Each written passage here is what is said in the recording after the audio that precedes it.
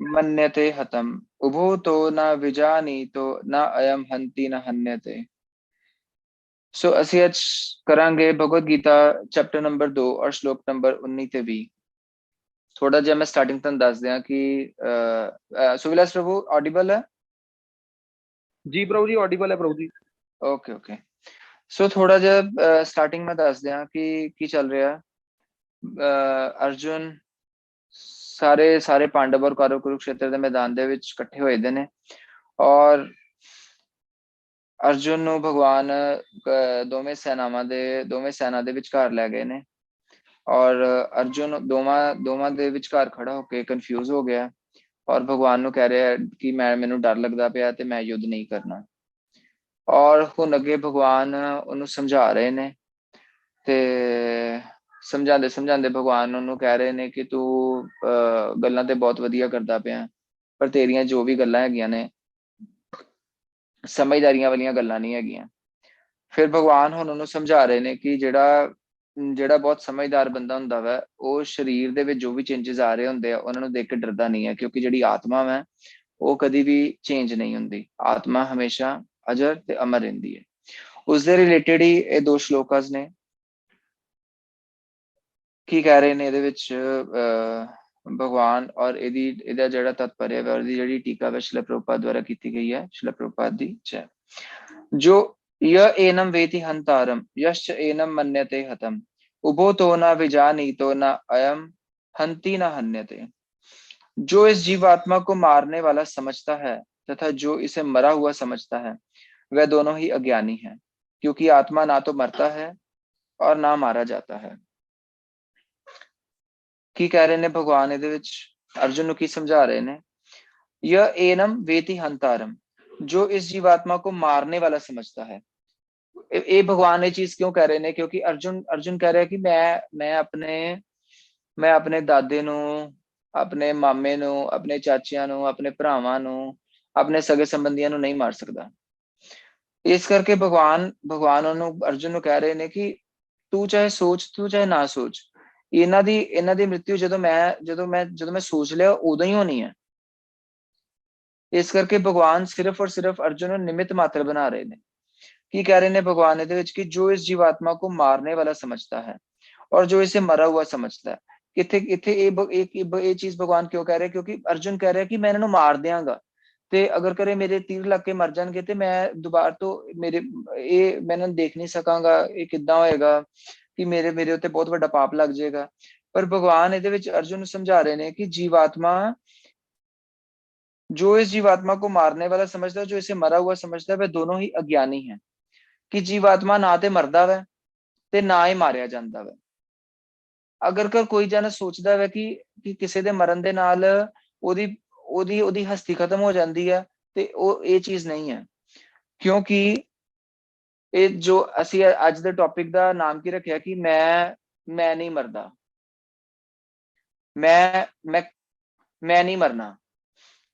ਉਹਦਾ ਮਤਲਬ ਕੀ ਹੈ ਕਿ ਇਹਦੇ ਵਿੱਚ ਅਸੀਂ ਮੈਂ ਨਹੀਂ ਮਰਨਾ ਦਾ ਮਤਲਬ ਕਿ ਟੌਪਿਕ ਕਿਉਂ ਰੱਖਿਆ ਕਿ ਮੈਂ ਜੋ ਮੈਂ ਮਤਲਬ ਇਹ ਸਰੀਰ ਨਹੀਂ ਕਿਉਂਕਿ ਸਰੀਰ ਤੇ ਸਾਡਾ ਬਦਲ ਰਿਹਾ ਨਾ ਕਦੀ ਅਸੀਂ ਛੋਟੇ ਹੁੰਨੇ ਆ ਉਸ ਤੋਂ ਵੱਡੇ ਹੁੰਨੇ ਆ ਉਸ ਤੋਂ ਵੱਡੇ ਹੁੰਨੇ ਆ ਪਰ ਜਿਹੜਾ ਮੈਂ ਜਿਹੜੀ ਸਾਡੀ ਆਤਮਾ ਹੈ ਉਹ ਕਦੀ ਨਹੀਂ ਮਰਦੀ। ਉਹ ਹਮੇਸ਼ਾ ਸੇਮ ਰਹਿੰਦੀ ਹੈ। ਜਦੋਂ ਅਸੀਂ ਛੋਟੇ ਸੀ ਉਦੋਂ ਵੀ ਇਹ ਮੈਂ ਸੀ। ਹੁਣ ਅੱਜ ਅਸੀਂ 30-40 ਸਾਲਾਂ ਦੇ ਹੋ ਗਏ ਉਦੋਂ ਵੀ ਇਹ ਮੈਂ ਕੱਲ ਨੂੰ ਅਸੀਂ ਬੁੱਢੇ ਹੋ ਜਾਾਂਗੇ ਉਦੋਂ ਵੀ ਇਹ ਮੈਂ ਉੱਥੇ ਰਹੇਗੀ। ਕੀ ਚੇਂਜ ਹੋ ਰਿਹਾ ਸਰੀਰ ਚੇਂਜ ਹੋ ਰਿਹਾ। ਇਸ ਕਰਕੇ भगवान की कह रहे हैं कि जो इस जीवात्मा को मारने वाला समझता है और जो इसे मरा हुआ समझता है वह दोनों ही अज्ञानी है। क्योंकि आत्मा ना तो मारता है और ना मारा जाता है। कोई भी आत्मा किसी दूसरी आत्मा ਨੂੰ ਨਹੀਂ ਮਾਰਦਾ ਔਰ ਨਾ ਹੀ ਇੱਕ ਆਤਮਾ ਦੂਸਰੀ ਆਤਮਾ ਦੁਆਰਾ ਮਾਰਿਆ ਜਾਂਦਾ ਹੈ। ਇਹਨੂੰ बहुत इजी तरीके ਦੇ ਨਾਲ ਪ੍ਰਭੁਪਾਦ जी समझा रहे हैं। जब देहधारी जीव को किसी घातक हथियार से आघात पहुंचाया जाता है तो ये समझ लेना चाहिए कि शरीर के भीतर का जीवात्मा मरा नहीं। ਪ੍ਰਭੁਪਾਦ जी कह रहे हैं कि ਜਦੋਂ ਵੀ ਕਿਸੇ ਦੀ ਮ੍ਰਿਤਿੂ ਹੁੰਦੀ ਹੈ ਤੇ ਅਗਰ ਕਰ ਉਹਦੀ ਮ੍ਰਿਤਿੂ ਕਿਸੇ ਜਿੱਦਾਂ ਅਸੀਂ ਯੁੱਧ ਦਾ ਮੈਦਾਨ ਹੀ ਲੈ ਲਈਏ ਤੇ ਅਸੀਂ ਮਹਾਭਾਰਤ ਦੇਖੀ ਹੈ ਤੇ ਅਰਜੁਨ ਜਦੋਂ ਵੀ ਮਾਰਦਾ ਵੈ ਤੀਰ ਮਾਰਦਾ, ਕਈ ਯੋਧਾ ਮਾਰੇ ਜਾਂਦੇ ਨੇ, ਤੇ ਉਹ ਤੀਰ ਮਰਨ ਦੇ ਨਾਲ ਕੀ ਮਰਦਾ ਵਾ? सिर्फ और सिर्फ शरीर मरदा, आत्मा नहीं मरती। आत्मा इतना सूक्ष्म है कि इसे किसी तरह के भौतिक हथियार से मार पाना असंभव है। आत्मा दी ਜਿਹੜੀ ਲੈਂਥ ਬ੍ਰੈਡਥ ਵਗੈਰਾ ਵਾ ਉਹ ਸਾਡੇ ਸ਼ਾਸਤਰਾਂ ਚ ਦਿੱਤੀ ਦੀ ਹੈ ਕਿ ਸਾਡਾ ਜਿਹੜਾ ਬਾਲ ਹੈ ਨਾ, ਜਿਹੜੇ ਸਾਡੇ ਬਾਲ ਹੁੰਦੇ ਆ, ਉਹਦਾ ਜਿਹੜਾ ਅਗਲਾ ਟਿਪ ਹੈ, ਉਹਨੂੰ ਅਗਰ ਕਰ ਅਸੀਂ ਮਤਲਬ ਬਹੁਤ ਛੋਟੇ ਹਿੱਸਿਆਂ ਦੇ ਵਿੱਚ 1/10,000, ਉਹ ਮਤਲਬ ਇਸ ਸਵਾਲ ਦੇ ਟਿਪ ਨੂੰ ਤੁਸੀਂ 1/10,000 ਹਿੱਸੇ ਦੇ ਵਿੱਚ ਵੀ ਵੰਡ ਦੋਗੇ ਨਾ, ਮਤਲਬ ਓਨਾ ਪ੍ਰਮਾਣ ਹੈ ਉਹਦਾ, ਜਿਹਨੂੰ ਅਸੀਂ ਦੇਖ ਵੀ ਨਹੀਂ ਸਕਦੇ नॉर्मल आइज ਦੇ ਨਾਲ। आत्मा इतना सूक्ष्म है कि इसे किसी तरह के भौतिक हथियार से मार पाना संभव है। आत्मा इन्ना क ज्यादा छोटा है कि तुसी किहड़े हथियार दे नाल इहनूं मारोगे। प्रभुपाद जी समझा रहे हैं कि इन्नी सूक्ष्म चीज दे ओनूं मारन वास्ते कोई हथियार बनिया ही नहीं है। जैसा कि अगले श्लोकों से स्पष्ट हो जाएगा, ना ही जीवात्मा अपने आध्यात्मिक स्वरूप के कारण बद्ध है। जिसे मारा जाता है या जिसे मरा हुआ समझा जाता है वह केवल शरीर होता है। इस प्रभुपाद जी समझा रहे ने कि इत्थे ये चीज क्यों कह रहे हैं, क्योंकि अर्जुन बहुत ज्यादा व्याकुल होया सीगा। अर्जुन इन्ना क डरिया दा सीगा कि मेरे तीरां दे नाल ये सारे दे सारे कौरव मर जाएंगे, सारे दे सारे सारी सेना दे लोग, सारी सेना भी खत्म हो जाएगी। ते इस करके प्रभुपाद जी लिख रहे ने कि जिसे मारा जाता है या जिसे मरा हुआ समझा जाता है वह केवल शरीर होता है। मरेगा तो सिर्फ शरीर, क्योंकि भगवान ने ये चीज पहला भी कही है कि अर्जुन तू चाहे इन्हों मार चाहे ना मार, पर मैं इन्हां दी मृत्यु पहले ही सोच चुका वा। अर्जुन सिर्फ और सिर्फ एक निमित्त मात्र है, किंतु इसका तात्पर्य शरीर के वध को प्रोत्साहित करना नहीं है।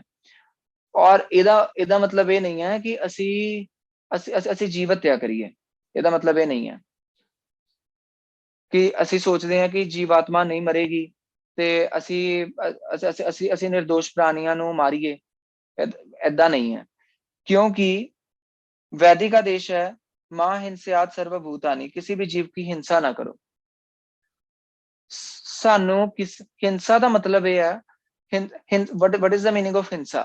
हिंसा का मतलब यह है कि अपने वास्ते, अपने भोग वास्ते, मतलब अपने किसी स्वार्थ वास्ते किसी नूं मारना, ओ हिंसा है।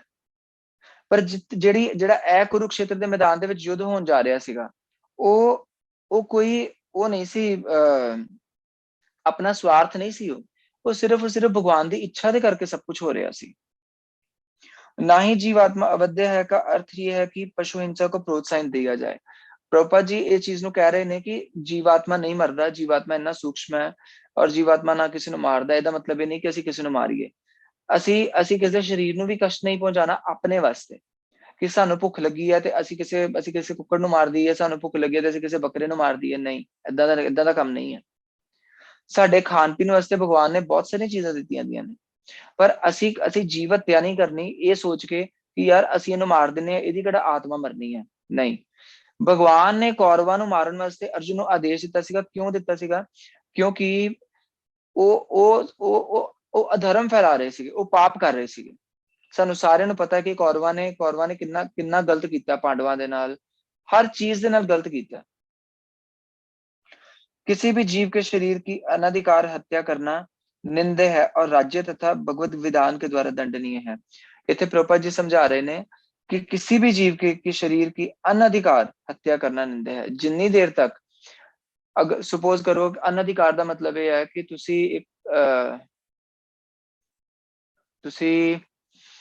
एक सैनिक हो, एक आर्मी मैन हो, ठीक है, और तुहाडे देश दे विच लड़ाई लड़ गई है और तुहाडे राजा दा, तुहाडे प्राइम मिनिस्टर दा हुक्म है कि तुसी उन्हां लोकां नूं मारना है, ठीक है। जिद्दां हुणी पिछे जे सर्जिकल स्ट्राइक हुई सी, सर्जिकल स्ट्राइक वेले प्राइम मिनिस्टर मोदी ने ऑर्डर दिता सीगा कि उधरले बॉर्डर तो पार जाओ और पार करके ते सर्जिकल स्ट्राइक करो।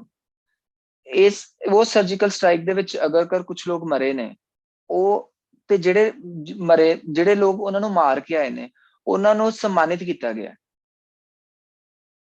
ਕਾਰਨ ਕੀ ਹੈ सम्मानित ਕਰਨ ਦਾ? ਕਿ ਉਹਨਾਂ ਨੂੰ ਰਾਜ ਆ ਗਿਆ ਸੀ, ਉਹਨਾਂ ਦਾ ਇੱਕ ਮੋਟਿਵ ਸੀ ਉਹਨਾਂ ਨੂੰ ਮਾਰਨ ਦਾ, ਠੀਕ ਹੈ। ਪਰ ਇਹੀ ਅਗਰ ਅਸੀਂ ਕਿਸੇ ਦੀ ਬਿਨਾਂ ਕਿਸੇ ਮੋਟਿਵ ਤੋਂ ਕਿਸੇ ਦੀ ਹੱਤਿਆ ਕਰ ਦਈਏ, ਉਹਦੇ ਵਾਸਤੇ ਸਾਨੂੰ ਰਾਜਾ ਵੱਲੋਂ ਤੇ दंड मिलेगा ही मिलेगा। पर भगवान ने पूरी दी पूरी इस नेचर दे विच अगर कर कोई किसी ਨੂੰ बिना किसी कारण तो मारदा वै, अगर कर ਅਸੀਂ ਕਿਸੇ ਕਿਸੇ ਕਿਸੇ ਕੀੜੀ ਨੂੰ ਮਾਰਦੇ ਆ ਜਾਂ ਫਿਰ ਕੋਈ ਵੀ ਪਸ਼ੂ ਜਾਂ ਜੀਵ ਹੱਤਿਆ ਕਰਦੇ ਆ, ਠੀਕ ਹੈ, ਤੇ ਉਹਦਾ ਸਾਨੂੰ ਅਪਰਾਧ ਜ਼ਰੂਰ ਲੱਗਦਾ ਵੇ। ਇੱਕ ਮਿੰਟ ਪਲੀਜ਼।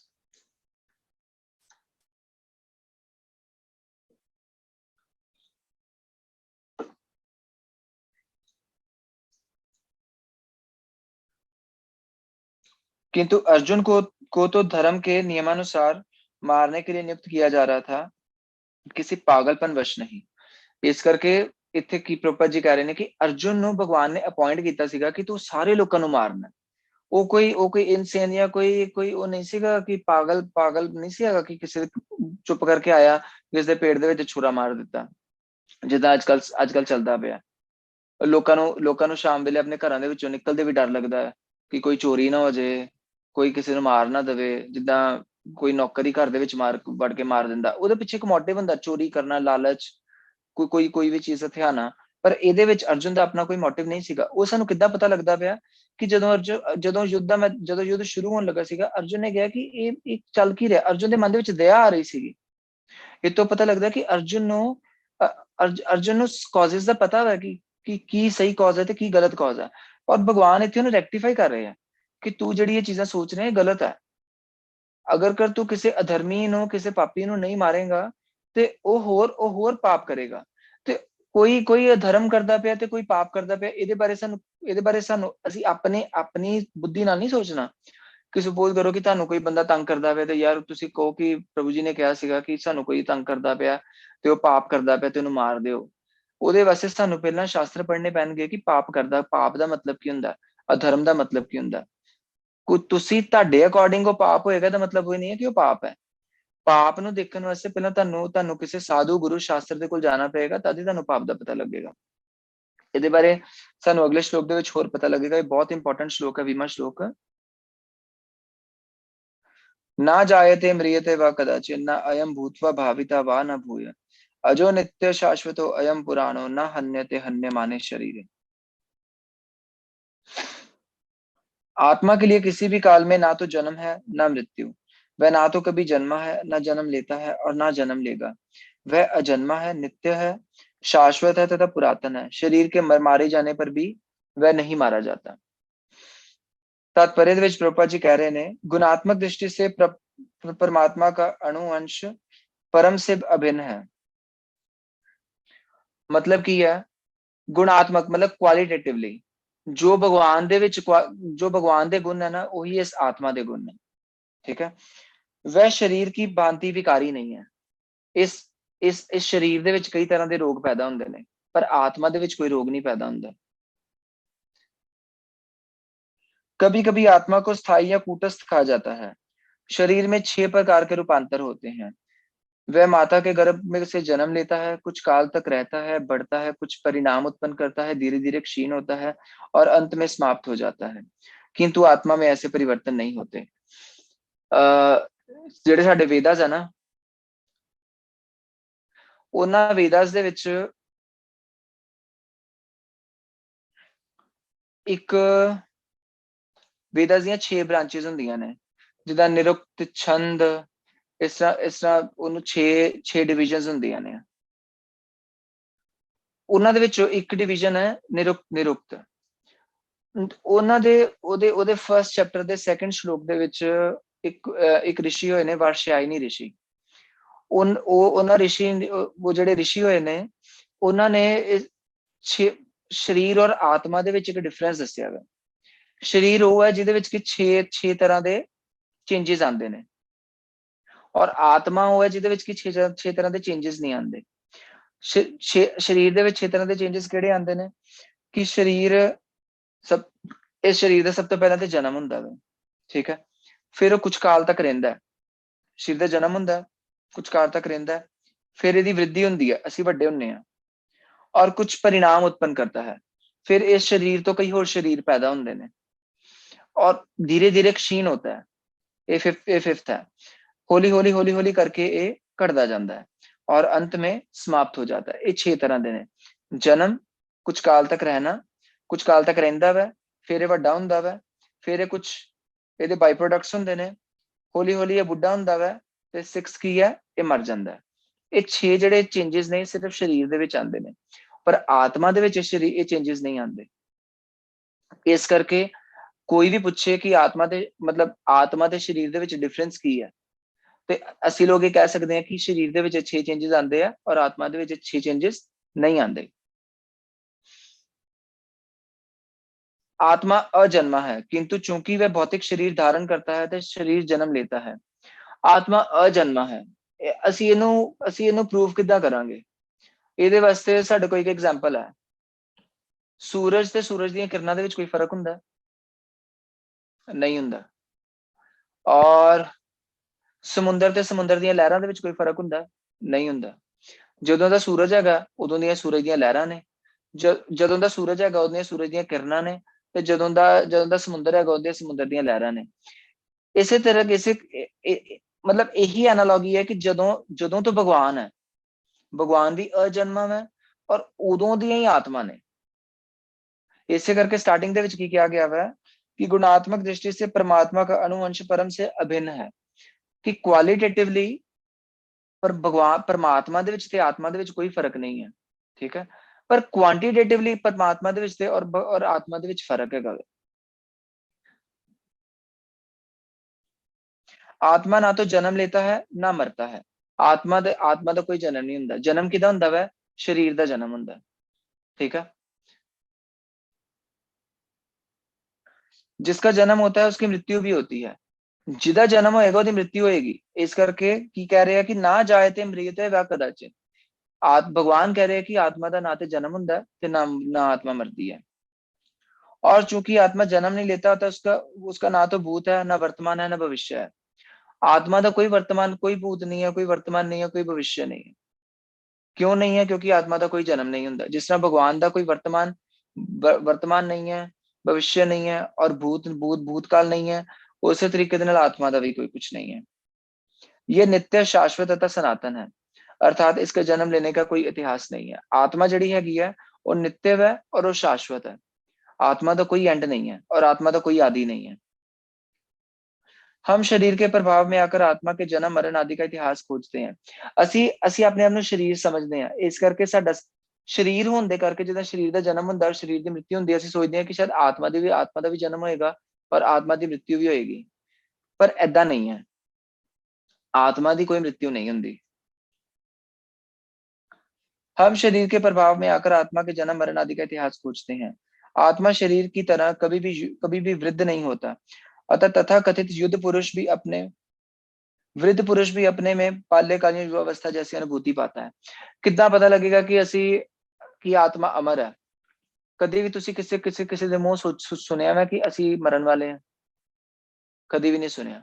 ਜਿਹੜਾ ਬੁੱਢਾ ਬੰਦਾ ਹੁੰਦਾ ਵਾ ਨਾ, ਉਹ ਵੀ ਨਹੀਂ ਕਦੀ ਕਹਿੰਦਾ ਕਿ ਮੈਂ ਮਤਲਬ ਦੁਖੀ ਹੋਏਗਾ ਤੇ ਕਹਿ ਦੇਗਾ ਕਿ ਮੈਂ ਤੇ ਹੁਣ ਮਰਨ ਵਾਲਾ ਵਾਂ, ਮੈਂ ਤੇ ਹੁਣ ਮਰਨ ਵਾਲਾ ਵਾਂ, ਪਰ ਉਹਨੂੰ ਨਹੀਂ ਪਤਾ ਹੁੰਦਾ ਕਿ ਉਹਨੇ ਕਦੋਂ ਮਰਨਾ ਹੈ ਔਰ ਉਹਨੂੰ ਕੋਈ ਐਕਸਪੀਰੀਅੰਸ ਵੀ ਨਹੀਂ ਹੈ। ਇਹ ਚੀਜ਼ ਕਿਉਂ ਨਹੀਂ ਹੈ? ਕਿਉਂਕਿ ਆਤਮਾ ਨਾ ਮਰਨ ਦੇ ਕਰਕੇ ਅਸੀਂ ਆਪਣੇ ਆਪ ਨੂੰ ਮੈਂ ਕਦੋਂ ਕਹਿੰਦੇ ਆ, ਮੈਂ ਦਾ ਮਤਲਬ ਹੁੰਦਾ ਆਤਮਾ ਨਹੀਂ ਮਰਦਾ। ਇਸ ਕਰਕੇ ਸਾਨੂੰ ਲੱਗਦਾ ਕਿ ਮੈਂ ਕਦੀ ਵੀ ਨਹੀਂ ਮਰਾਂਗਾ ਔਰ ਮੈਂ ਮਰਦਾ ਵੀ ਨਹੀਂ ਹੈ। ਜਨਮ ਕਿਹਦਾ ਹੁੰਦਾ ਪਿਆ? ਸਰੀਰ ਦਾ ਹੁੰਦਾ। ਵੱਡਾ ਕੌਣ ਹੁੰਦਾ ਪਿਆ? ਸਰੀਰ ਹੁੰਦਾ ਪਿਆ। ਬੁੱਢਾ ਕੌਣ ਹੁੰਦਾ ਪਿਆ? ਸਰੀਰ ਹੁੰਦਾ ਪਿਆ। ਮਰੇਗਾ ਵੀ ਕੌਣ? ਸਰੀਰ ਹੀ ਮਰੇਗਾ। ਜਦੋਂ ਸਰੀਰ ਮਰੇਗਾ ਫਿਰ ਇਹ ਮੈਂ ਕਿਤੇ ਹੋਰ ਨਿਕਲ ਕੇ ਕਿਸੇ ਹੋਰ ਸਰੀਰ ਦੇ ਵਿੱਚ ਪੈ ਜਾਏਗਾ ਔਰ ਇਹ ਮੈਂ कोई और बन जाएगा। शरीर के परिवर्तनों का आत्मा पर कोई प्रभाव नहीं पड़ता। आत्मा वृक्ष या किसी अन्य भौतिक वस्तु की तरह क्षीण नहीं होता। आत्मा की कोई उपसृष्टि नहीं होती। शरीर की उपसृष्टि संतानें हैं और वह भी व्यष्टि आत्माएं हैं और शरीर के कारण वह किसी न किसी की संतानें प्रतीत होती हैं। ਇਹ शरीर ਦੇ ਜਿਹੜੇ ਬਾਈ ਪ੍ਰੋਡਕਟਸ ਹੁੰਦੇ ਨੇ ਉਹ शरीर ਹੀ ਹੁੰਦੇ ਨੇ ਔਰ ਉਹਨਾਂ शरीਰਾਂ ਦੇ ਵਿੱਚ ਵੀ ਆਤਮਾ ਹੁੰਦੀ ਹੈ। ਇਸ ਕਰਕੇ ਸਾਨੂੰ ਲੱਗਦਾ ਹੈ ਕਿ ਇਹ ਸਾਡੇ ਬੱਚੇ ਨੇ, ਇਹ ਸਾਡੀ ਪਤਨੀ ਹੈ, ਇਹ ਸਾਡੇ ਮਾਤਾ ਪਿਤਾ ਹੈ, ਇਹ ਸਾਡੇ ਸਗੇ ਸੰਬੰਧੀ ਹੈ। ਕਿਉਂ ਇਦਾਂ ਲੱਗਦਾ? ਕਿ क्योंकि ਉਹਨਾਂ ਦੇ ਵਿੱਚ ਵੀ आत्मा ਹੁੰਦੀ है। शरीर की वृद्धि आत्मा की उपस्थिति के कारण होती है, किंतु आत्मा के ना कोई उपवृद्धि है और ना उसमें कोई परिवर्तन होता है। अतः आत्मा शरीर के 6 प्रकार के परिवर्तन से मुक्त है। एक एक एक शास्त्र है,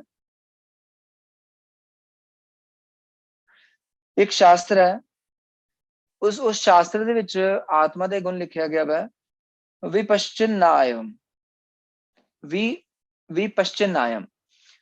विपश्चिन ਦਾ ਮਤਲਬ ਕੀ ਹੁੰਦਾ ਵਾ? ਆਤਮਾ ਦਾ ਇੱਕ ਗੁਣ ਹੈ ਵਿਪश्चिन ਦਾ ਮਤਲਬ ਇਹ ਹੁੰਦਾ ਵਾ ਕਿ ਜਿਹੜਾ ਬਹੁਤ ਵਿਦਵਾਨ ਹੋਵੇ ਔਰ ਜਾਂ ਬਹੁਤ ਗਿਆਨਵਾਨ ਹੋਵੇ, ਇਹ ਆਤਮਾ ਦਾ ਗੁਣ ਹੈ। ਸਰੀਰ ਵਿਦਵਾਨ ਔਰ ਸਰੀਰ ਗਿਆਨਵਾਨ ਨਹੀਂ ਹੁੰਦਾ। ਗਿਆਨਵਾਨ ਔਰ ਵਿਦਵਾਨ ਉਹੀ ਹੁੰਦਾ ਜਿਹਦੇ ਅੰਦਰ ਚੇਤਨਾ ਹੋਵੇ। चेतना साडे अंदर क्यों है? क्योंकि आत्मा का गुण है, आत्मा का गुण है लाइफ, मतलब जो चेतनता है ना सानू आत्मा तो मिलती पई है। किद्दां पता लगेगा? तुहानू कोई चुंडी वड्डे, तुहानू दर्द हुंदा है, वो क्यों हुंदा पिया? क्योंकि तुहाडे अंदर एक चेतनता का गुण हैगा। वो चेतनता कित्थों आ रही है? साडी आत्मा तो आ रही है। तुसी किसी मरे हुए बंदे नू चुंडी वड्ड दिओ, कुछ भी नहीं, उन्होंने अग ही ला दिओ, वो नहीं चीका मारदा। जीदे बंदे ते मर जाए, तुसीं तवा ही मर जे, कढ़ाई ला दो, वो चीका मारेगा। क्यों मारेगा? क्योंकि अंदर एक चेतनता है। जींदे और मरे बंदे दे विच डिफरेंस यही है कि मरे बंदे दे विचों एक चीज बाहर निकल गई है, और वो केड़ी चीज है? मैं जेड़ी ए मैं ही है जेड़ी की चेतनता दे रही है। इस करके जेड़ा जेड़ा ज्ञान दा गुण है, जेड़ी जेड़ी विद्वता है, वो आत्मा दे विच, वो आत्मा दी हुंदी है, शरीर दी नहीं हुंदी। आत्मा ज्ञान से या चेतना से सदैव पूर्ण रहता है, अतः चेतना ही आत्मा का लक्षण है। यदि कोई हृदयस्थ आत्मा को नहीं खोज पाता, तब भी वह आत्मा की उपस्थिति को चेतना की उपस्थिति से जान सकता है। उन कुछ लोग, मतलब ए प्रोपा जी ने बहुत वधिया चीज कही है कि बहुत सारे मूर्ख लोग होंगे जेडे कहते हैं कि आत्मा तुसी कदी देखी है। एग्जाम्पल ये है, तुसी उन्हें चुंडी वड्डो, चपेड़ मारो, ओदे चपेड़ मार दो, दर्द होएगी। क्यों दर्द हो रही है भी तेनों? क्योंकि तेरे अंदर एक लाइफ, एक कॉन्शियसनेस है ना, तेरे अंदर एक चेतनता जी कि तेन दर्द दे रही है, तेन फील करा रही है कि तेन खुशी, तेन गमी फील करा रही है तेन। ठीक है? और किदे करके हो रही है? आत्मा दे करके हो रही है। एग्जाम्पल जिदा मैं तेन कहा कि तुम मरे हुए बंदे तुम साड़ भी दिंदे, पता नहीं लगता। होर की प्रूफ चाहिए कि आत्मा, मतलब आत्मा नू जानने वास्ते होर की प्रूफ चाहिए? कभी कभी हम बादलों या अन्य कारणों से आकाश में सूर्य को नहीं देख पाते, किंतु सूर्य का प्रकाश सदैव विद्यमान रहता है। अतः हमें विश्वास हो जाता है कि यह दिन का समय है। प्रातःकाल ज्यों ही आकाश में थोड़ा सा सूर्य प्रकाश दिखता है, तो हम समझ जाते हैं कि सूर्य आकाश में है।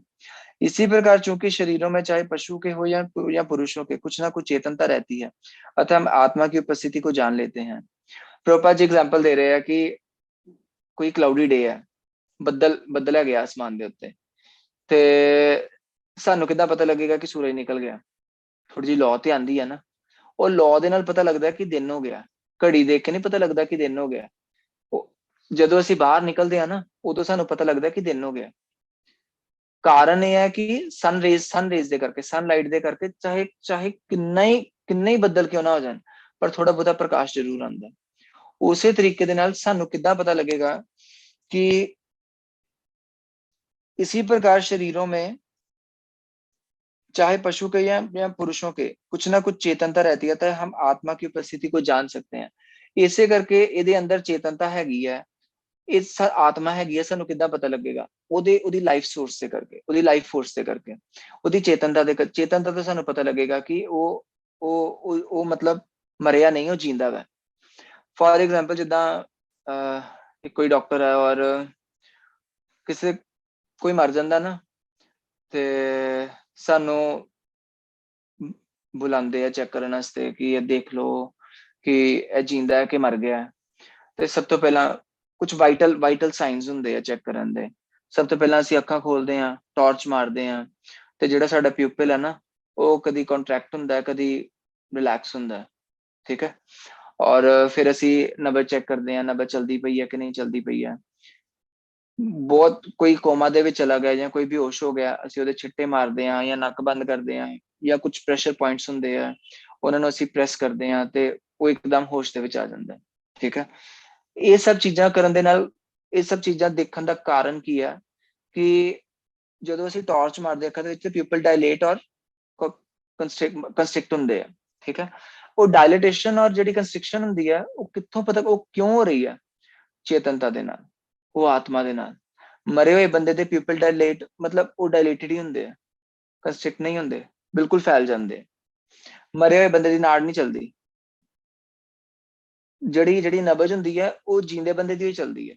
ਔਰ ਇਹ ਸਭ ਦੇ ਸਭ ਲੱਛਣ ਕਿੱਥੋਂ ਆ ਰਹੇ ਨੇ? ਆਤਮਾ ਤੋਂ ਆ ਰਹੇ ਨੇ। ਇਸ ਕਰਕੇ ਤੁਹਾਨੂੰ ਕੋਈ ਵੀ ਕੁਐਸਚਨ ਪੁੱਛੇ ਕਿ ਮੈਂ ਕਿੱਦਾਂ ਮੰਨਾਂ ਕਿ ਆਤਮਾ ਹੈਗੀ ਆ, ਤੁਸੀਂ ਉਹਨੂੰ ਸ਼ਮਸ਼ਾਨ ਘਾਟ ਲੈ ਕੇ ਜਾਓ, ਇੱਕ ਪਾਸੇ ਉਹਦੀ ਨਬਜ ਫੜ ਲਓ ਤੇ ਇੱਕ ਪਾਸੇ ਤੁਸੀਂ ਕੋਈ ਯਾਰ ਮੁਰਦੇ ਦੀ ਨਬਜ ਫੜ ਲੈ, ਠੀਕ ਹੈ। ਦੋਵਾਂ ਦੇ ਵਿੱਚ ਫਰਕ ਹੀ ਹੈ। ਤੇਰੀ ਨਬਜ ਕਿਉਂ ਚਲਦੀ ਪਈ ਹੈ? ਸਰੀਰ ਤੇ ਉਹਦਾ ਵੀ ਬਿਲਕੁਲ ਠੀਕ ਹੈ, ਉਹ ਕਿਉਂ, ਉਹਦੀ ਨਬਜ ਕਿਉਂ ਨਹੀਂ ਚਲਦੀ ਪਈ? ਇਹਦਾ ਮਤਲਬ ਕਿ ਉਹਦੇ ਸਰੀਰ ਦੇ ਵਿੱਚੋਂ ਕੋਈ ਚੀਜ਼ ਨਿਕਲ ਗਈ ਹੈ। ਸਰੀਰ ਮਰ ਗਿਆ ਪਰ ਉਹਦੀ ਜਿਹੜੀ ਚੀਜ਼ ਨਿਕਲ ਗਈ ਹੈ ਉਹ ਨਹੀਂ ਮਰੀ।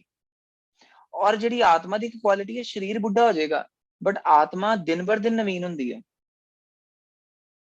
ਜਿਸ ਤਰ੍ਹਾਂ ਭਗਵਾਨ ਹਮੇਸ਼ਾ ਮਤਲਬ ਨਵੀਨ ਰਹਿੰਦੇ ਆ ਨਾ, ਉਸੇ ਤਰ੍ਹਾਂ ਆਤਮਾ ਵੀ ਡੇਲੀ ਬਾਈ ਡੇਲੀ ਨਵੀਨ ਰਹਿੰਦੀ ਹੈ। ਆਤਮਾ ਕਦੀ ਬੁੱਢੀ ਨਹੀਂ ਹੁੰਦੀ। ਆਤਮਾ ਅੱਜ ਇੱਕ ਸਰੀਰ ਦੇ ਵਿੱਚ ਹੈ, ਕੱਲ ਨੂੰ ਦੂਜੇ ਸਰੀਰ ਦੇ ਵਿੱਚ ਹੈ, ਕੱਲ ਨੂੰ ਤੀਜੇ ਸਰੀਰ ਦੇ ਵਿੱਚ ਹੈ।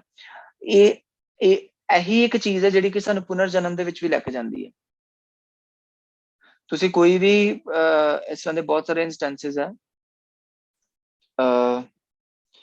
ਫॉर एग्जांपल ਜਿਸ ਤਰ੍ਹਾਂ ਤੁਸੀਂ ਇੱਕ ਇੰਸਟੈਂਸ ਹੀ ਹੈ 1947 ਦੇ ਰਾਉਂਡ ਅਬਾਊਟ, ਉਹ ਬਹੁਤ ਪਪੂਲਰ ਹੋਇਆ ਸੀ ਇੰਸਟੈਂਸ ਪੁਨਰ ਜਨਮ ਦਾ, ਕਿ ਇੱਕ ਲੜਕੀ ਸੀ, ਉਹ ਮਥੁਰਾ ਦੇ ਵਿੱਚ ਰਹਿੰਦੀ ਸੀ, ਤੇ ਆਪਣੇ ਬੱਚੇ ਨੂੰ ਜਨਮ ਦੇਣ ਤੋਂ 10 ਦਿਨ ਬਾਅਦ ਉਹਦੀ ਡੈਥ ਹੋ ਗਈ ਸੀ।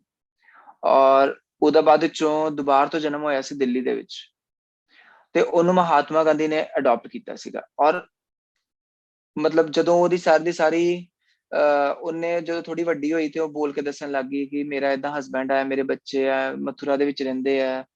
ਤੇ ਫਿਰ ਉਹਦੇ ਟੀਚਰ ਮਤਲਬ ਉਹਨੂੰ ਲੈ ਕੇ ਗਈ ਉੱਥੇ ਮਥੁਰਾ, ਉਹਨੇ ਦੱਸਿਆ ਕਿ ਇਹ ਮੇਰਾ ਹਸਬੈਂਡ ਹੈ। ਤੇ ਜਦੋਂ ਉਹ ਬਹੁਤ ਪਪੂਲਰ ਹੋ ਗਈ ਤੇ ਫਿਰ ਉਹਨੂੰ ਮਹਾਤਮਾ ਗਾਂਧੀ ਨੇ ਅਡਾਪਟ ਕੀਤਾ ਸੀਗਾ। ਇਹ ਸਭ ਚੀਜ਼ਾਂ ਕਿਉਂ ਹੋ ਰਹੀਆਂ ਨੇ? ਮਤਲਬ ਉਹ ਜਦੋਂ ਮਰੀ ਹੋਏਗੀ ਤੇ ਉਹਦੇ ਸਰੀਰ ਦੇ ਵਿੱਚੋਂ ਇੱਕ ਚੀਜ਼ ਬਾਹਰ ਨਿਕਲ ਗਈ ਜਿਹੜੀ ਕਿ ਦੂਸਰੇ ਸਰੀਰ ਦੇ ਵਿੱਚ ਚਲੀ ਗਈ, ਤੇ ਉਹ ਦੂਸਰੇ ਸਰੀਰ ਦੇ ਵਿੱਚ ਜਾਣ ਤੋਂ ਬਾਅਦ ਉਹਦੀ ਕੌਨਸ਼ੀਅਸਨੈਸ ਉਹੀ ਚੀਜ਼ ਰਹੀ, ਉਹੀ ਰਹੀ ਹੈ। ਇਹ ਭਗਵਾਨ ਇਹ ਭਗਵਦ ਗੀਤਾ ਦੇ ਵਿੱਚ, ਭਗਵਦ ਗੀਤਾ ਕਿਸੇ ਨੇ ਮਨ ਘੜਤ ਲਿਖ ਨਹੀਂ ਦਿੱਤੀ ਹੈ ਕਿ ਕਿਸੇ ਦਾ ਦਿਲ ਕੀਤਾ ਕਿ ਮਤਲਬ ਨੀਂਦ ਨਹੀਂ ਪੂਰੀ ਹੋਈ ਤੇ ਉਹਨੇ ਰਾਤ ਨੂੰ ਬੈਠ ਕੇ ਕਿਤਾਬ ਲਿਖ ਦਿੱਤੀ ਹੈ। ਇਹ ਚੀਜ਼ ਨਹੀਂ ਹੈ, ਇਹ ਭਗਵਾਨ ਦੀ ਬਾਣੀ है।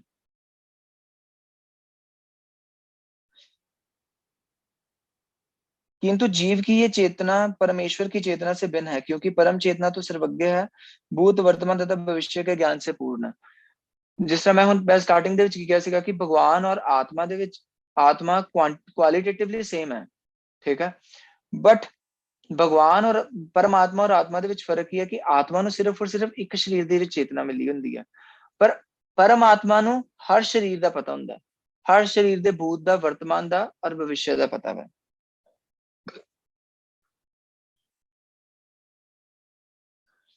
व्यष्टि जीव की चेतना विस्मरणशील है। जब वह अपने वास्तविक स्वरूप को भूल जाता है तो उसे कृष्ण के उपदेशों से शिक्षा तथा प्रकाश और बोध प्राप्त होता है, किंतु कृष्ण विस्मरणशील नहीं, जीव नहीं है। यदि वह ऐसे होते तो उनके द्वारा दिए गए भगवत गीता के उपदेश व्यर्थ होते।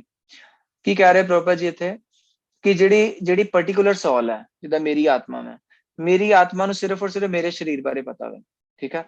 ਉਹ ਵੀ ਉਹਨੂੰ ਇੱਕ ਜਨਮ ਲੈਣ ਤੋਂ ਬਾਅਦ ਜਦੋਂ ਅਗਲੇ ਜਨਮ ਦੇ ਵਿੱਚ ਜਾਂਦੀ ਹੈ, ਉਹਨੂੰ ਪਿਛਲੇ ਜਨਮ ਦਾ ਯਾਦ ਭੁੱਲ ਜਾਂਦਾ। ਮੋਰ ਓਵਰ ਸਾਨੂੰ ਤੇ ਵੀ ਨਹੀਂ ਪਤਾ ਹੁੰਦਾ ਕਿ ਅਸੀਂ 5 ਦਿਨ ਪਹਿਲਾਂ ਕੀ ਖਾਧਾ ਸੀ, ਸਾਨੂੰ ਯਾਦ ਹੀ ਨਹੀਂ ਹੁੰਦਾ। ਪਰ ਭਗਵਾਨ ਨੂੰ ਹਰ ਚੀਜ਼ ਅਨੰਤ ਕਾਲ ਤੋਂ ਪਤਾ ਹੈ, ਕਿਉਂਕਿ ਅੱਗੇ ਸਾਨੂੰ ਪਤਾ ਲੱਗੇਗਾ ਕਿ ਭਗਵਾਨ ਕਹਿ ਰਹੇ ਨੇ ਕਿ ਮੈਂ ਭਗਵਦ ਗੀਤਾ ਦਾ ਗਿਆਨ ਸਭ ਤੋਂ ਪਹਿਲਾਂ ਵਿਵਸਵਾਨ ਸੂਰਯ ਦੇਵ ਨੂੰ ਦਿੱਤਾ, ਸੂਰਯ ਦੇਵ ਨੇ ਉਸ ਤੋਂ ਬਾਅਦ ਇੱਕ ਸ਼ਵਾਕੂ ਨੂੰ ਦਿੱਤਾ। ਇਸ ਤਰ੍ਹਾਂ ਹੌਲੀ ਹੌਲੀ ਇਹ ਗੁਰੂ ਪਰੰਪਰਾ ਚਲਦੀ ਆਈ, ਪਰ ਬਾਅਦ ਵਿੱਚੋਂ ਇਹ ਜਿਹੜੀ ਡਿਸਿਪਲਿਨ ਗੁਰੂ ਪਰੰਪਰਾ ਸੀਗੀ ਇਹ ਖਤਮ ਹੋ ਗਈ। ਇਸ ਕਰਕੇ ਹੁਣ ਮੈਂ ਇਹ ਗਿਆਨ ਦੁਬਾਰਾ ਤੋਂ ਮੈਂ ਅਰਜੁਨ ਨੂੰ ਦੇ ਰਿਹਾ। ਭਗਵਾਨ ਨੂੰ ਯਾਦ ਹੈ ਕਿ ਮੈਂ ਸਭ ਤੋਂ ਪਹਿਲਾਂ ਗਿਆਨ ਵਿਵਸਵਾਨ ਨੂੰ ਦਿੱਤਾ ਸੀਗਾ। ਕਿਉਂ ਯਾਦ ਹੈ? ਕਿਉਂਕਿ ਭਗਵਾਨ ਕੀ ਹੈ, ਭਗਵਾਨ ਨੂੰ ਹਰ ਭੂਤ ਦਾ, ਪਾਸਟ ਦਾ ਵੀ ਯਾਦ ਹੈ, ਪ੍ਰੈਜ਼ੈਂਟ ਦਾ ਵੀ ਯਾਦ ਹੈ ਔਰ ਫਿਊਚਰ ਦਾ ਵੀ ਯਾਦ ਹੈ। पता है भगवान को कि फ्यूचर ਦੇ ਵਿੱਚ ਕੀ ਹੋਣਾ है। आत्मा के दो प्रकार है, एक तो अणु आत्मा और दूसरा विभु आत्मा। परमात्मा तथा अणु आत्मा दोनों शरीर रूपी इसी वृक्ष के जीव के हृदय में विद्यमान है, और उनमें से जो समस्त इच्छाओं तथा शोकों से मुक्त हो चुका है वही भगवत कृपा से आत्मा की महिमा को समझ सकता है। कठोपनिषद ਦੇ ਵਿੱਚ ਕੀ ਕਿਹਾ ਗਿਆ ਹੈ ਕਿ ਸਾਡੇ ਹਿਰਦੇ ਦੇ ਵਿੱਚ ਦੋ ਪਕਸ਼ੀ ਹੈ। ਹਿਰਦੇ ਦੇ ਵਿੱਚ ਨਹੀਂ, ਉਸ ਤਰ੍ਹਾਂ ਇੱਕ ਐਨਾਲੋਗੀ ਹੈ ਕਿ ਦੋ ਪਕਸ਼ੀ ਹੈ। ਇੱਕ ਪਕਸ਼ੀ ਇੱਕ ਵ੍ਰਿਕਸ਼ ਦੇ ਵਿੱਚੋਂ ਫਰੂਟ ਖਾ ਰਿਹਾ, ਔਰ ਦੂਸਰਾ ਪਕਸ਼ੀ ਕੀ ਹੈ ਕਿ ਉਸ ਜੋ ਫਰੂਟ ਖਾਂਦੇ ਹੋਏ ਪਕਸ਼ੀ ਨੂੰ ਦੇਖ ਰਿਹਾ। ਉਸੇ ਤਰੀਕੇ ਦੇ ਨਾਲ ਕੀ ਹੈ ਕਿ ਇਸ ਹਿਰਦੇ ਦੇ ਵਿੱਚ ਆਤਮਾ ਤੇ ਪਰਮਾਤਮਾ ਦੋਨੋਂ ਬੈਠੇ ਹਨ। ਆਤਮਾ ਕੀ ਕਰ ਰਿਹਾ? ਆਤਮਾ ਨੇ ਜੋ ਅਨੰਤ ਕਾਲ ਤੋਂ ਇੱਛਾਵਾਂ ਕੀਤੀਆਂ ਦੀਆਂ ਨੇ ਉਹ ਪੂਰੀਆਂ ਕਰ ਰਿਹਾ, ਠੀਕ ਹੈ। ਔਰ ਪਰਮਾਤਮਾ ਕੀ ਹੈ? ਪਰਮਾਤਮਾ ਉਹ ਇੱਛਾਵਾਂ ਨੂੰ ਪੂਰੀ ਕਰਨ ਵਾਸਤੇ ਹੈਲਪ ਕਰ ਰਿਹਾ। ਔਰ ਪਰਮਾਤਮਾ ਵੇਟ ਕਰ ਰਿਹਾ ਕਿ ਕਦੋਂ ਇਹ ਆਤਮਾ ਮੇਰੇ ਵੱਲ ਮੂੰਹ ਕਰੇਗਾ, ਸੰਸਾਰ ਨੂੰ ਛੱਡ ਕੇ ਮੇਰੀ भक्ति ਵੱਲ जाएगा। कृष्ण परमात्मा के भी उद्गम है, जैसा कि अगले अध्याय में बताया जाएगा, और अर्जुन अनु आत्मा के समान है जो अपने वास्तविक स्वरूप को भूल चुका है, अतः उसे कृष्ण द्वारा या उनके प्रमाणिक प्रतिनिधि गुरु द्वारा प्रबुद्ध किए जाने की आवश्यकता है। ठीक कह रहे प्रभुपाद जी थे कि कृष्ण की ਅਸੀਂ ਕੀ ਆ, ਅਸੀਂ ਇੱਕ ਛੋਟੀ ਜੀ ਜੀਵਾਤਮਾ ਵਾਂ, ਠੀਕ ਹੈ। ਔਰ ਪਰਮਾਤਮਾ ਦਾ ਵੀ ਉਦਗਮ ਸਰੋਤ ਕੀ ਹੈ? ਭਗਵਾਨ ਕ੍ਰਿਸ਼ਨ। ਇਹਦੇ ਬਾਰੇ ਸਾਨੂੰ ਕਿੱਥੋਂ ਪਤਾ ਲੱਗੇਗਾ? ਗੁਰੂ, ਸਾਧੂ ਔਰ ਸ਼ਾਸਤਰ ਤੋਂ। ਔਰ ਇਹ ਗਿਆਨ ਲੈਣ ਵਾਸਤੇ ਸਾਨੂੰ ਗੁਰੂ, ਸਾਧੂ ਔਰ ਸਾਨੂੰ ਸ਼ਾਸਤਰ ਪੜ੍ਹਨੇ ਪੈਣਗੇ, ਗੁਰੂ ਔਰ ਸਾਧੂ ਦੇ ਕੋਲ ਜਾਣਾ ਪਏਗਾ। ਜਿੰਨ ਦੇਰ ਤੱਕ ਅਸੀਂ ਗੁਰੂ ਔਰ ਸਾਧੂ ਦੇ ਕੋਲ ਨਹੀਂ ਜਾਵਾਂਗੇ ਸਾਨੂੰ ਪਤਾ ਹੀ ਨਹੀਂ ਲੱਗੇਗਾ ਕਿ ਅਸੀਂ ਐਕਚੁਅਲ ਦੇ ਵਿੱਚ ਹੈ ਕੀ ਆ, ਕਿ ਅਸੀਂ ਆਤਮਾ ਵਾਂ ਕਿ ਸਰੀਰ ਆ। ਜਿੰਨ ਦੇਰ ਤੱਕ ਅਸੀਂ ਗੁਰੂ, ਸਾਧੂ ਔਰ ਸ਼ਾਸਤਰ ਦੇ ਕੋਲ ਨਹੀਂ ਜਾਵਾਂਗੇ ਅਸੀਂ ਆਪਣੇ ਆਪ ਨੂੰ ਸਰੀਰ ਹੀ ਮੰਨਾਂਗੇ। ਬਸ ਅਸੀਂ ਆਪਣੇ ਸਰੀਰ ਦੇ ਉੱਤੇ ਲੇਪਾ ਪੁੱਛੀ ਕਰਦੇ ਰਵਾਂਗੇ। ਇੱਕ ਦਿਨ ਕੀ ਹੋਏਗਾ? ਇੱਕ ਦਿਨ ਟਾਈਮ ਰੂਪੀ ਯਮਰਾਜ ਆਏਗਾ ਔਰ ਇਸ ਸਰੀਰ ਨੂੰ ਖਤਮ ਕਰਕੇ ਤੇ ਆਤਮਾ ਨੂੰ ਲੈ ਜਾਏਗਾ। ਇਸ ਕਰਕੇ ਟਾਈਮ ਦੇ ਹੁੰਦੇ ਹੁੰਦੇ ਸਾਨੂੰ ਆਪਣੀ ਸੈਲਫ ਬਾਰੇ ਪਤਾ ਲੱਗ ਜਾਣਾ ਚਾਹੀਦਾ ਕਿ ਅਸੀਂ ਇਹ ਸਰੀਰ ਨਹੀਂ ਆ, ਅਸੀਂ ਆਤਮਾ ਵਾਂ, ਔਰ ਅਸੀਂ ਆਪਣੀ ਆਤਮਾ ਬਾਰੇ ਕੰਮ ਕਰਨਾ। ਔਰ ਇਹ ਆਤਮਾ ਦਾ ਮੇਨ ਕੰਮ ਕੀ ਹੈ? ਭਗਵਾਨ ਦੀ ਸੇਵਾ ਕਰਨਾ। ਜਿਹੜਾ ਦੂਸਰਾ ਪਕਸ਼ੀ ਹੈ ਉਹ ਨਹੀਂ ਫਰੂਟ ਖਾ ਰਿਹਾ, ਉਹ ਸਿਰਫ ਫਰੂਟ ਖਾਂਦੇ ਹੋਏ ਪਕਸ਼ੀ ਨੂੰ ਦੇਖ ਰਿਹਾ। ਉਸੇ ਤਰੀਕੇ ਦੇ ਨਾਲ ਜਿਹੜਾ ਪਰਮਾਤਮਾ ਹੈ ਉਹ ਆਤਮਾ ਵੱਲ ਦੇਖ ਰਿਹਾ ਕਿ ਇਹ ਕਰਦਾ ਕੀ ਪਿਆ। ਸਾਡਾ ਕੰਮ ਕੀ ਹੈ ਕਿ ਅਸੀਂ ਆਪਣੀ ਐਸ਼ਪਰਸਤੀ ਨੂੰ ਛੱਡ ਕੇ ਥੋੜੀ ਦੇਰ ਵਾਸਤੇ ਅਸੀਂ ਭਗਵਾਨ ਵੱਲ ਮੂੰਹ ਕਰਕੇ ਦੇਖੀਏ ਕਿ ਭਗਵਾਨ ਕੀ ਚਾਹੁੰਦੇ ਆ। ਔਰ ਭਗਵਾਨ ਕੀ ਚਾਹੁੰਦੇ ਸਾਨੂੰ ਕਿੱਥੋਂ ਪਤਾ ਲੱਗੇਗਾ? ਭਗਵਾਨ ਦਾ ਮੂਡ ਸਾਨੂੰ ਪਤਾ ਲੱਗੇਗਾ ਭਗਵਦ ਗੀਤਾ ਤੋਂ। ਇਸ ਕਰਕੇ ਸਾਨੂੰ ਰੋਜ਼ ਭਗਵਦ ਗੀਤਾ ਪੜ੍ਹਨੀ ਚਾਹੀਦੀ ਹੈ। ਹਰੇ ਕ੍ਰਿਸ਼ਨ। ਕਿਸੇ ਦਾ ਕੋਈ ਕੁਐਸਚਨ ਹੈ ਤੇ ਪਲੀਜ਼ ਪੁੱਛ ਸਕਦੇ ਹੋ।